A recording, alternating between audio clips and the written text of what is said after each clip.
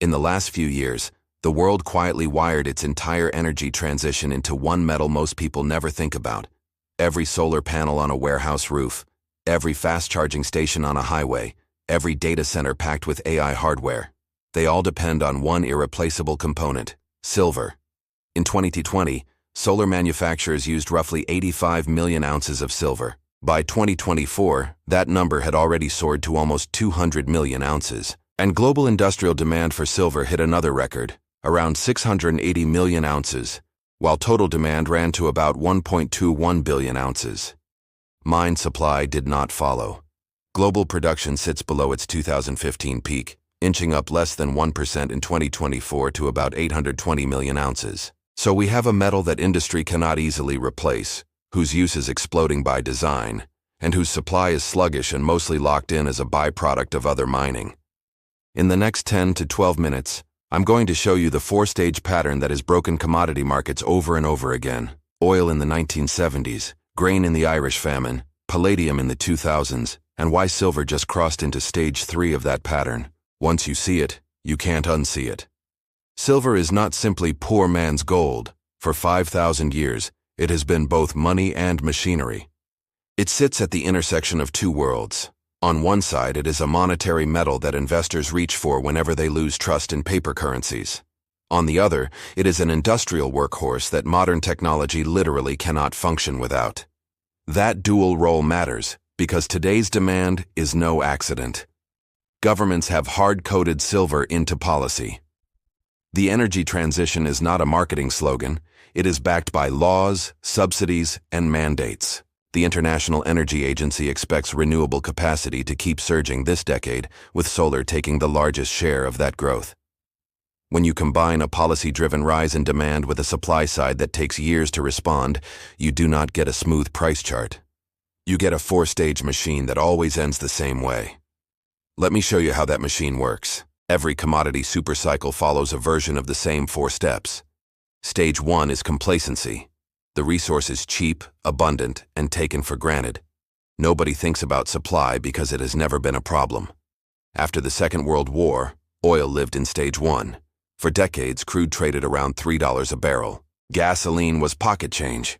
The entire post-war boom, suburbs, highways, cheap flights, was built on the assumption of infinite, low-cost fuel. Stage 2 is demand surge meets inelastic supply.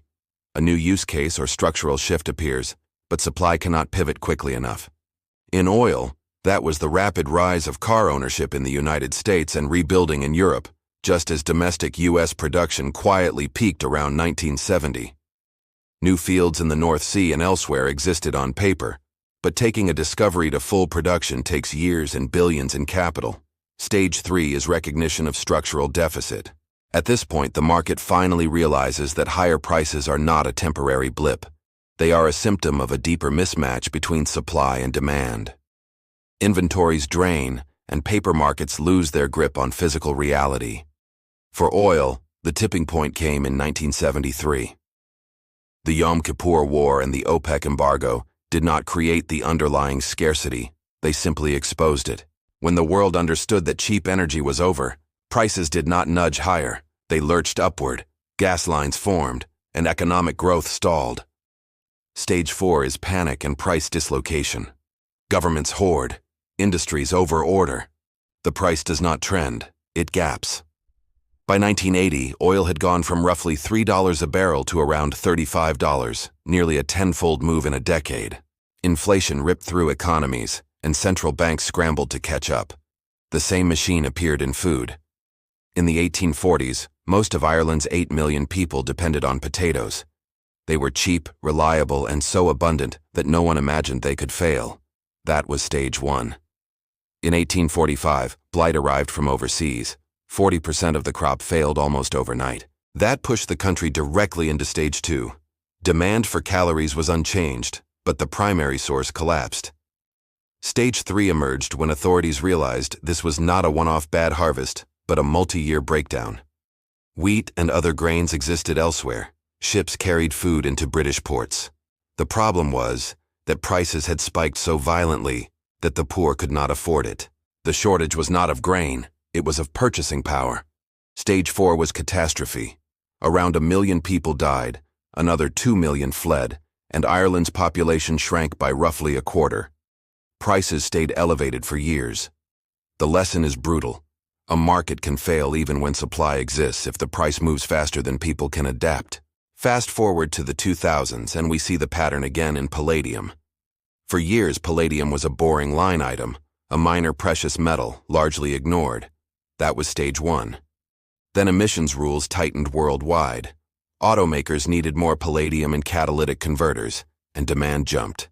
Yet palladium is mostly mined as a byproduct of other metals like nickel and platinum. You cannot simply turn up palladium production without changing entirely different mining operations. That is stage 2. Demand shock colliding with inelastic supply. By the mid-2010s, the market had logged multiple years of deficits. Inventories thinned. Russia, a major supplier, had no incentive to flood the market. Paper contracts tried to manage the shortage, but physical buyers began to decouple from futures pricing. That was stage 3. Stage 4 came fast. Palladium climbed from around $500 an ounce to near $3,000 in just a few years. Automakers only escaped by rewriting their own playbook, ripping out palladium in favor of platinum at significant cost and engineering effort. 3 different commodities, 3 different centuries, the same 4-stage machine. Now we apply it to silver. For roughly 40 years, silver has lived in stage 1, complacency. Adjusting for inflation, the metal today still trades below its 1980 peak, despite a planet that is far more electrified, far more digitized, and carrying far more debt. For decades, supply generally covered demand. Governments sold reserves. Investors lost interest. Silver was boring. That complacency is exactly how every stage 3 crisis begins. Stage 2 arrived quietly, through the green transition. In 2010, global solar capacity was a rounding error. Today, solar is the fastest growing source of new electricity capacity on Earth. Every crystalline silicon panel you see on a rooftop or in a utility-scale farm uses silver paste in its cells. There are other metals in a panel, but nothing matches silver's conductivity and reliability at scale. Back in 2020, photovoltaic manufacturers used about 85 million ounces of silver. By 2024, that had jumped to roughly 197.6 million ounces, a growth of more than 2.5 times in just 4 years. And solar is only one piece. Silver also sits in electric vehicles, grid infrastructure, 5G networks, medical equipment, and consumer electronics. Put it all together, and industrial demand reached around 680.5 million ounces in 2024, a new record. Total global demand came in near 1.21 billion ounces, the second highest year ever recorded. Supply did not keep pace. Global mine production in 2024 was about 819.7 million ounces, up less than 1% from the previous year and still under prior peaks. Around 70% of that output comes as a byproduct of mining other metals like copper, lead, and zinc. That means you cannot simply decide to mine more silver because the price moves. To get more silver, miners often need higher base metal prices, new capital expenditure, and years of permitting and construction. The result has been a string of annual deficits. Industry research points to the silver market having been in deficit for several consecutive years, and even in 2025, after a small increase in supply and a modest pullback in some demand segments, the global deficit is still projected at roughly 117.6 million ounces. This is stage 3. Recognition of structural deficit. You can see it in inventories. Exchange stocks, including COMEX vaults, were drawn down heavily earlier in the decade as demand surged and investors accumulated metal. More recently, total COMEX silver holdings have rebuilt to over 500 million ounces. But the portion that is actually registered, eligible for immediate delivery, sits around 193 million ounces, roughly a third of that total. In a market where annual demand is well above 1 billion ounces and industrial usage alone is approaching 700 million, that registered float is a buffer, not a bottomless pit. Another leg of aggressive industrial buying, or a wave of monetary demand from investors, could drain it faster than most people expect. Meanwhile, the world keeps adding solar capacity at record speed. At least 602 gigawatts of photovoltaic systems were commissioned in 2024, and the first half of 2025 alone saw roughly 380 gigawatts installed. Each megawatt uses on the order of tens of kilograms of silver, depending on design and efficiency. This is what a structural deficit looks like. Policy-driven demand compounding every year, sluggish and mostly inelastic mine supply, and finite above-ground inventories acting as a temporary patch. We are already in Stage 3. The question is, what triggers Stage 4? When people hear this, they reach for comforting stories. First objection. Technology will fix it. We'll just use something else. Engineers have already squeezed silver loadings in solar cells for years. There are experiments with copper pastes and new designs, but copper oxidizes, aluminum conducts less efficiently, and alternatives often sacrifice efficiency or long-term reliability. On a lab bench, you can swap metals. At the scale of hundreds of gigawatts per year, with 20-plus year performance guarantees, the periodic table is not so flexible. Even if substitutions gradually succeed, they take time to roll out. The installed base is locked in, and manufacturers will not gamble their business on unproven materials just to save a few cents per cell. Second objection. Recycling will fill the gap. Recycling helps, but it is not a magic valve you can open overnight. Much of the silver in electronics is used in such tiny amounts that it is uneconomic to recover at scale. Recovery rates from e-waste remain well below 100%. Solar panels, meanwhile, last 20 to 30 years. The silver locked inside systems built this decade will not come back to market in any meaningful quantity until the 2040s and beyond. Third objection. Demand destruction will solve it if prices spike. In some areas, like jewelry, that is true, but a huge chunk of future demand is not discretionary. Decarbonization targets are written into law in Europe, China, the United States, and elsewhere. Trillions of dollars are already committed to grids, EVs, and renewable capacity. Governments have effectively said, "We are going to build this system," without asking whether the raw materials can be sourced at stable prices. If silver rises sharply, politicians are not going to cancel the energy transition. They are more likely to push costs onto taxpayers, hide them in higher utility bills, or ration supply where they can. Fourth objection. The United States is powerful. It can handle this. Superpower status does not exempt you from physics. In the 1970s, the United States had the reserve currency, the largest military and enormous economic weight. None of that stopped an oil embargo from generating gas lines, double-digit inflation, and a decade of stagnation. When a key input is constrained, even powerful nations are forced to adapt. Silver today is a key input for the energy and technology systems that everyone takes for granted. If that input becomes scarce, policy will not make new ounces appear. So what does Stage 4 actually look like? Stage 4 is not a gentle trend. It is a series of gaps. Picture a large solar manufacturer or a defense contractor announcing that they cannot secure the silver they need at current prices.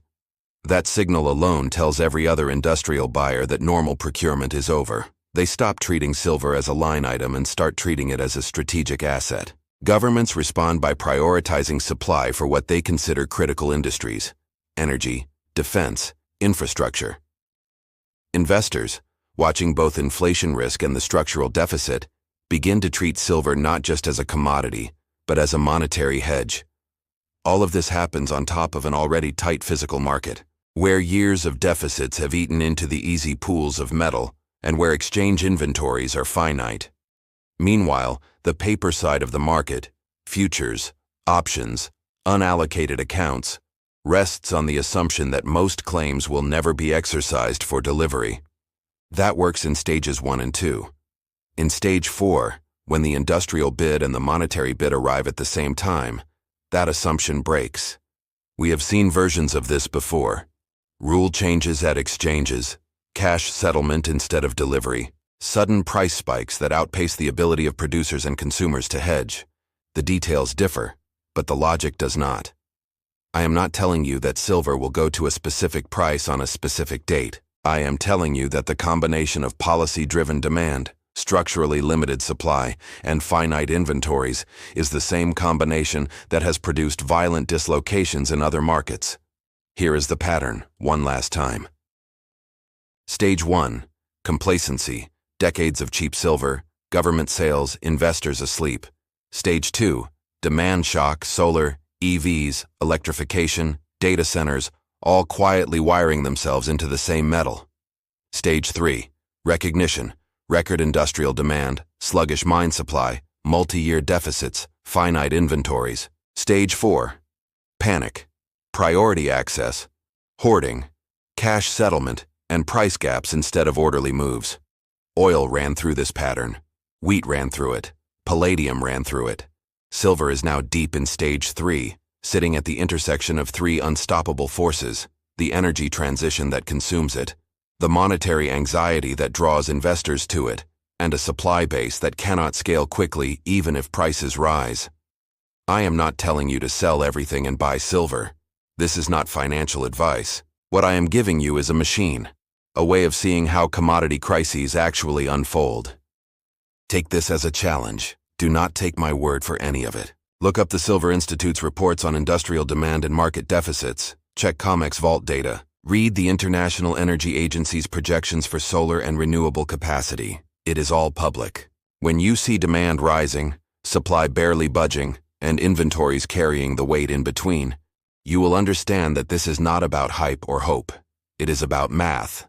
And if you want to know how the financial system kept silver boring for so long, how paper derivatives were used to sit on the price, and what happens when that suppression fails, that is exactly what we cover in the next video. Because in commodity markets, the largest wealth transfers do not happen when things look calm. They happen when a Stage 3 deficit finally tips into Stage 4 panic, and the people who recognize the machine early are already positioned mentally on the right side of it.